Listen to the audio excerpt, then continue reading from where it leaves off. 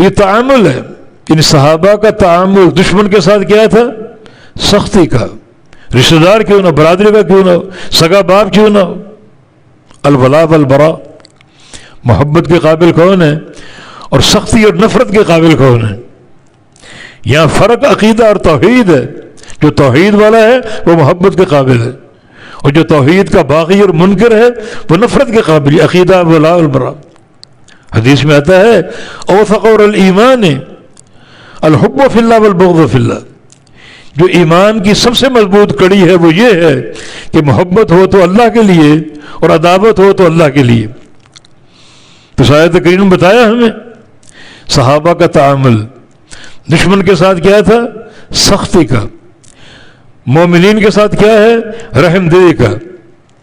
اللہ کے ساتھ کیا ہے؟ فرمایا تراہم رکعا سجدا یبتغون فضلا من اللہ ورضوانا. آپ ان کو دیکھیں گے رکعاً رکوع کرتے ہوئے، رکع راکع کی جمع رکوع کرتے ہوئے، اور سجداً ساجد کی جمع سجدہ کرتے. یہ تعلق باللہ ہے.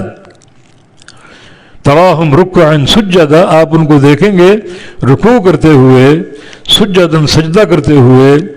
یبتغون فضلا من اللہ ورضوانا، وہ تلاش کرتے ہیں اللہ کے فضل اور اس کی رضا کو. رکوع اور سجود میں ان کے ریاکاری نہیں ہوتی، دکھاوا نہیں ہوتا، دنیا کی شہرت نہیں ہوتی، دنیا کے مال کی حرص نہیں ہوتی، بلکہ صرف اللہ کی رضا اور اس کے فضل کی تلاش ہے. ہمارے عمل اللہ دیکھے، اور کسی کو دکھانا مقصود نہیں ہے.